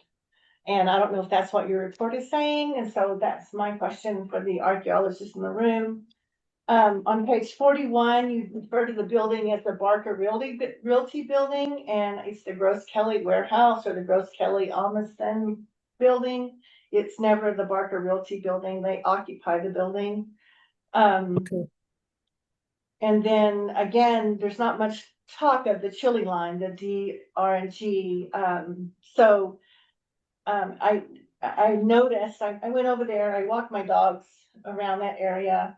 And so I dragged them through that line, and I see that all buildings, the Gross Kelly Warehouse building, the metal building that was added in the 50s, they've encroached into the alley. So whereby, like I was thinking about it in Los Angeles, there are these great buildings that have these huge curves because they follow the train tracks. And so even when you take out the train track, you know what happened there because the space of the building occupies that space. Here we are just allowing this metal shed, and then this patio, and then this deck, and then this storage building to occupy where those tracks were. And so, I would appreciate if somehow we would decide what's important and not allow encroachment into a historic element that's described in our rail yard master plan. And so I don't know if that's an SFRCC question or City of Santa Fe enforcement question, but I'm having spent 20 volunteer years on this master plan, I'm like, well, this is not okay with me. So you can't see if you don't know anymore. You know, it's not unlike, you know, building faux adobe buildings. You don't know what you don't know, and so if you can't see this line lines up with the Sears warehouse, the next building's over, then you don't, it eventually it will be lost. The historic nature of the tracks, of the rail yard. And you even talk about it in such a strange way that, oh, well, now we have all this modern construction, and so therefore it's no longer historic. It's like, well, it's the opposite for me. So anyway, I'll let me finish my, Yes. May I say something? I don't Sure. believe I ever say that it's not historic. It's absolutely historic. I don't believe I've ever said that throughout the report. I'm sorry. Yeah, and I'm not saying you said that, but you do say that, yes, the Growth Kelly warehouse retains its character, but this tract doesn't. And what I would, on page 105, after research and documentation of this segment, it is TRC's recommendation that the resource lacks additional information potential, and is recommended not eligible for inclusion in the NRHP under criterion D. And I would say that it's associated with the building that it's next to, which does retain its criteria, or its eligibility. And so I would include that with the building, not have it be separate. Yeah. So let's see, what else do I have? Also, you say that this is a historic district. This is not a historic district. The rail yard is not a historic district. It's also not in the Santa Fe Historic District. And so those boundaries should be clear. Yeah, I guess the maps I was looking at were incorrect on that. My apologies, I can correct that. So anyway, that's mine. Those are mine. Okay. We're gonna try to get to the end here so you can vote. Yeah. Because we're gonna lose a quorum on. Right. Yeah. I don't, no, I'm gonna pass because I just had a quibble and it's not worth bringing up because we need to vote on this. Member Treese is passing on his quibble. I will not pass on mine. I can see no justification for any agency, be it city or state, for agreeing with your recommendation that this site is not eligible. I see 105 pages plus citations that give me adequate information to say, not only is it eligible, it's pretty darned interesting, and I want to know more.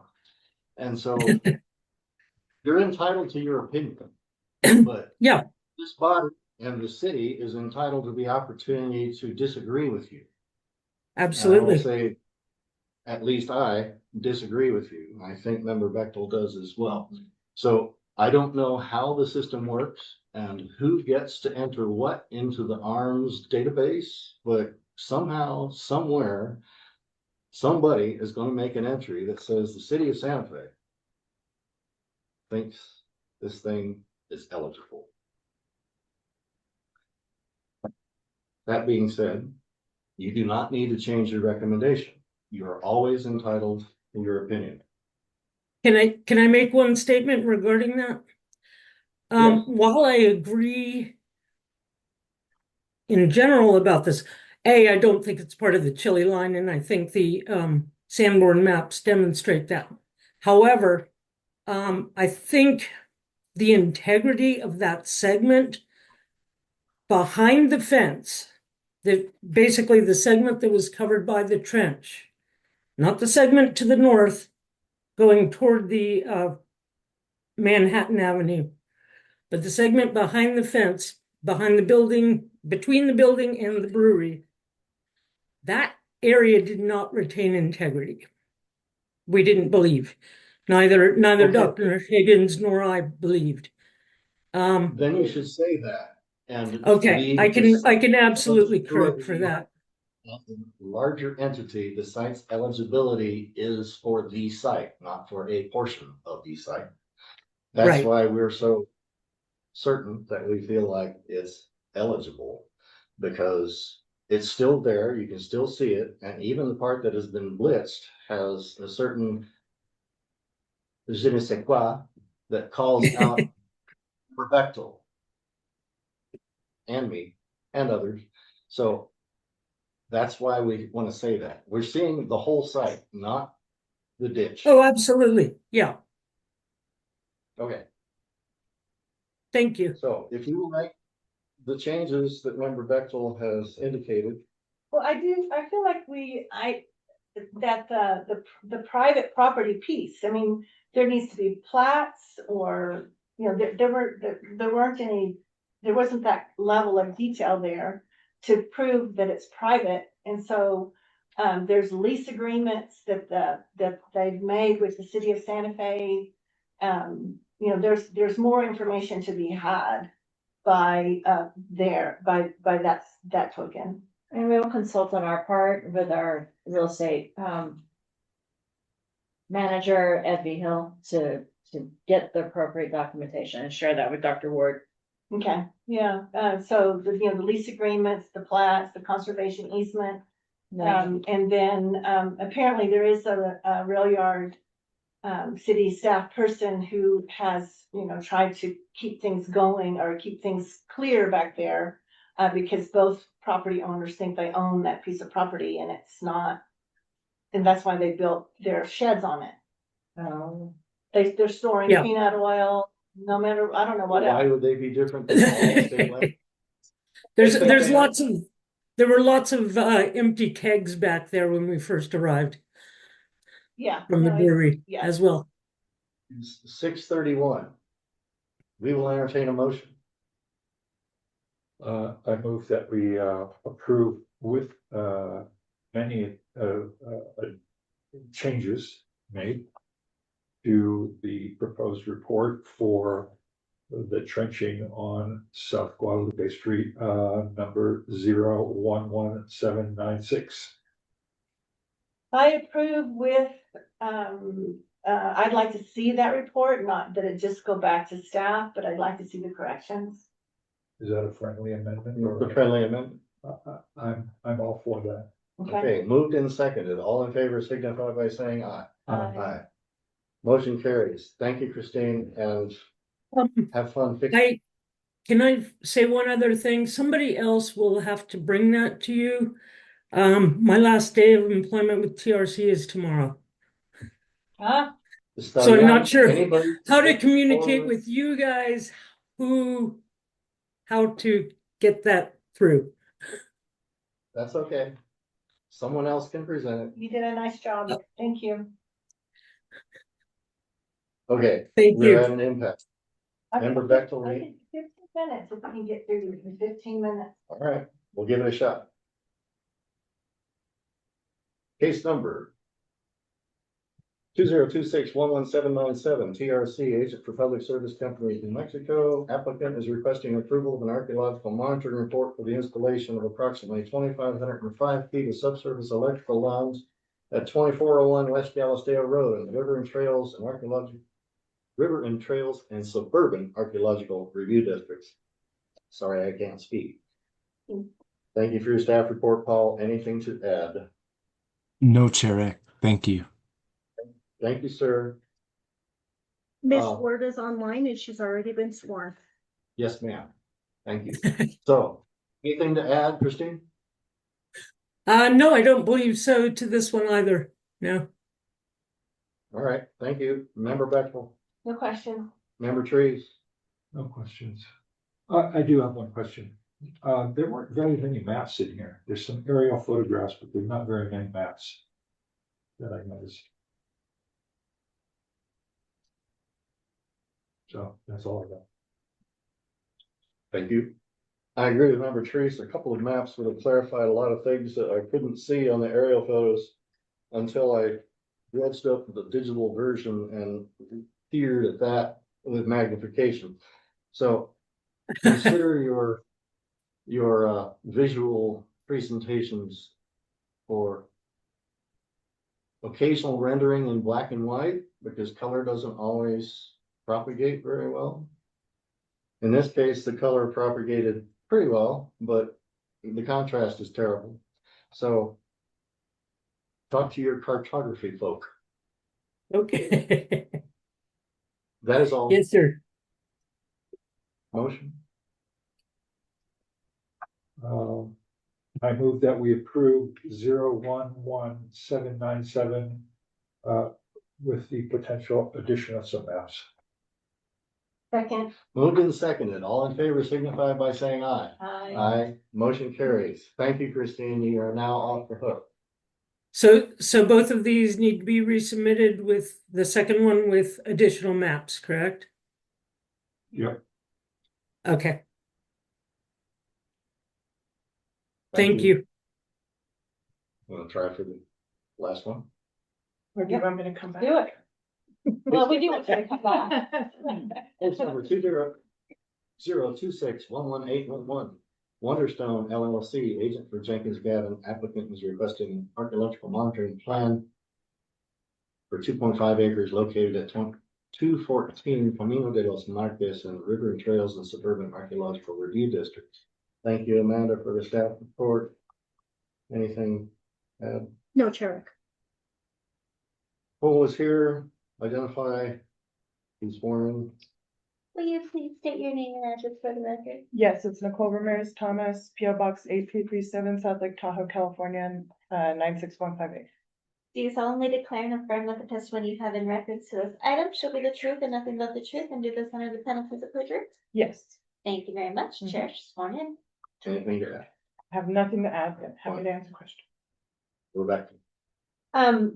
I just see this line that goes across these figures on page 23 and 24. Are those just a road or trails or something? Let me get there. Done the aerial photographs from 35 and 51. Yeah, I see it, and I do not know what that is, but it looks like it's roads to me. And we didn't see them in other historic maps. Right. And there's always a problem with historic maps. If you're off by a hair, you end up off by a mile. Yes. And there are roads in similar configurations that do appear on the historic maps. It's just not where the GIS maybe thinks the project area is. It's probably the road indicated on, for instance, the map on page 21 that starts Yes. at the south limit of the circle and goes on. Yes. And that's probably it. It's just, Well, the so, registry is a little, yeah, yes. and we live with that. Mm-hmm. It's a similar problem on the next page. Okay. The project area is south of what's labeled Arroyo question mark, and I know that it's actually north of the Arroyo question mark. Because I saw the mountain line in that arroyo. And I remember. And I remember, that's what. I remember exactly where I was. So, anything else? Okay. That you mentioned that there's this possible arroyo. Ezekiel, yeah. Pardon? An Ezekiel. Yeah. Ezekiel, that's what I, just bigger or smaller. But we don't see any connection on either side of the property, huh? It's all been paved over. Mm-hmm. But no name, it doesn't show up anywhere on a map anywhere with a name. It is on this one. Okay. It's It's too small they for call my it. eyes. Yeah, it's labeled here as a city of Monterey. Oh, okay. Okay. Well. Yeah, it's like one of the. And, you know, map labels are terrible. As he pointed out, it's labeled, I think, in Marie on one of them. Madre, speak Spanish, por favor. Map makers do strange things. That's it. Okay. All I wanted to quibble about was the registry leading to confusion that led to the two questions. Oh, So okay. I'm done. All right. Motion. I move that we approve 011811. As it is. Second. Moved and seconded. All in favor signify by saying aye. Thank you. Thank you. Yeah. Hanging out. Yeah, thanks for. Now Rebecca needs to Good leave. job. We are not considering any other action items, so the lack of a quorum should be Okay. not a factor.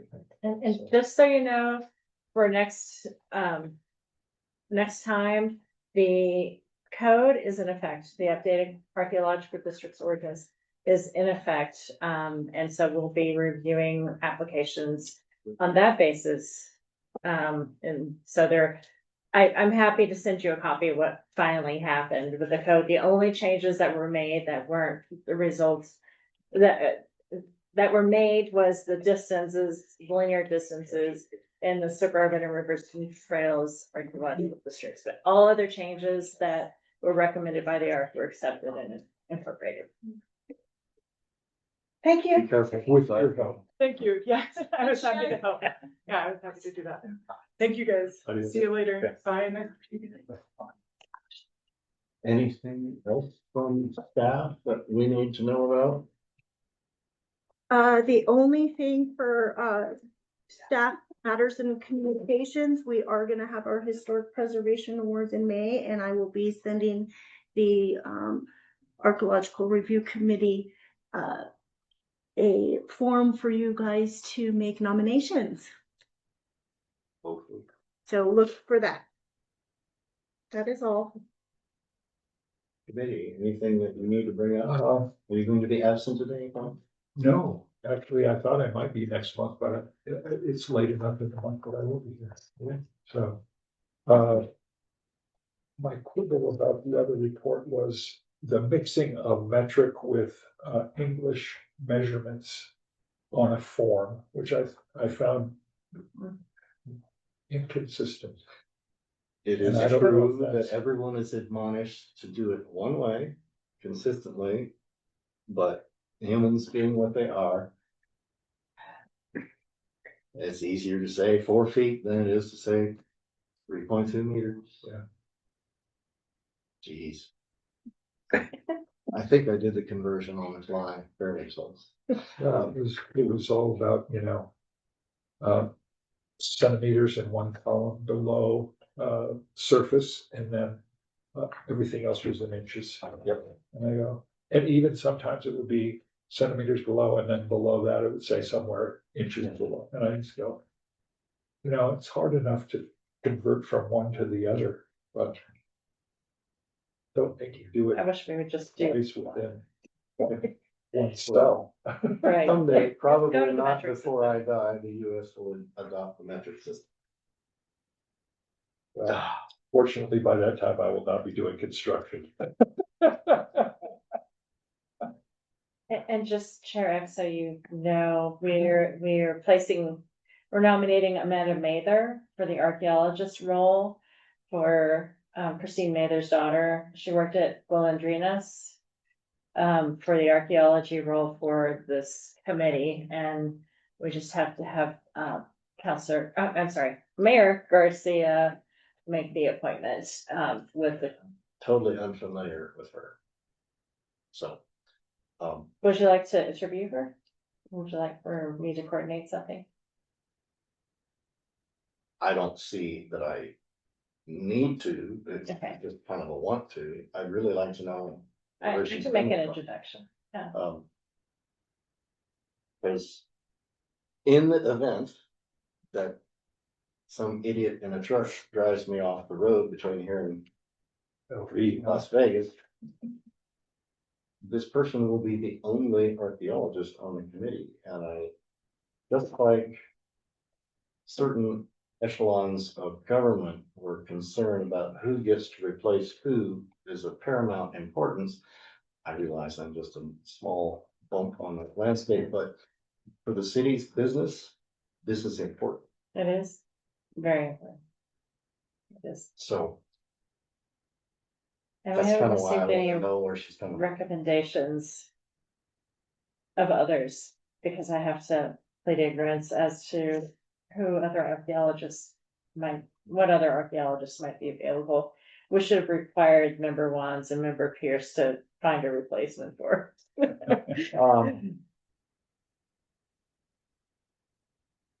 If the city thinks it can do that, it should have done that about 12 years ago. I wish we could. It can't. It can't. It doesn't. And even though the folklore is that you can't leave the committee until you either die or find a replacement or piss off the mayor. you're stuck. So. I need. Two people besides me. I got one leaning on one, Yes. so that even in the event, it still has four legs and can serve as a table. Agreed. I know we talked about, the requirement that they had to live in the city. And that we would need to change the code in order for that to happen. They can work in the city and live or work in the city. So we have tried to broaden that to allow for, on the Historic Districts Review Board, we have a member who lives in the county but works in the city, so. Scott Cherry, And yeah, so, that's acknowledged and approved, the appointment happened. Okay. yep, Now we have a precedent. Okay. So I will widen my area of contact. Because I restricted it to the city on purpose, right, so we right. shall see. Great. Anything else? I just wanna say that I appreciate everything that staff is doing.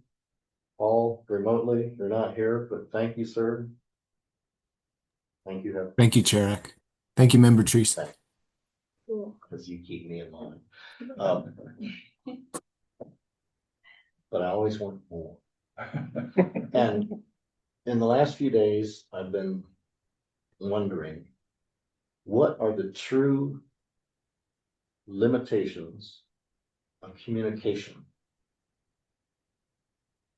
Because when I started, we were preached at about ex parte communication. We were preached at about discussing things outside meetings in a way such that it could be considered not appropriate. We've been enjoined to not visit project areas. And as you just heard, a member just said that they did. It's perfectly innocent, perfectly logical, but in theory, according to what we were preached at about, not allowed.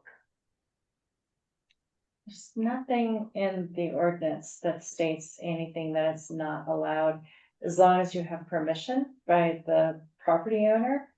Our Historic Districts Review Board does site visits the day of. But those are official. Was noticed. There's a line somewhere in that stinking ordinance, and I don't know if it's in the new one, that says specifically, members are not to visit project areas, period. It doesn't use those words, but Right. it's a very short sentence, and it just says that. And so I had never had.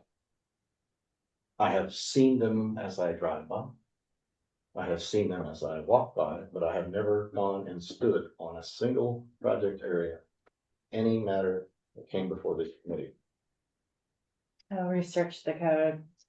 I'd like to know, because if it's okay, since I get the agenda, I'm gonna start doing a lot of it. So, and also might I suggest, when we get the new ARC member, maybe we can have an overview and overall, because I know we haven't had the opportunity to do with member trees, is go through the do's and don'ts of the committee with maybe our legal representative or with staff, just separate from the hearing. For instance, at this point, even with the fourth member, it is impossible for us to have a subcommittee of more than one. Right. Right. Oh, yeah. And we have in the past had many needs to have a subcommittee, one of which was trying to redo the ordinance. Right. Sorry.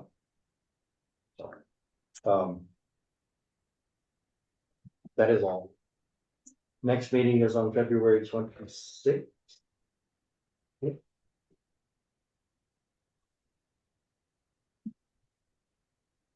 So lacking a quorum, we're just gonna go home. We're just, that's That's right. You're done.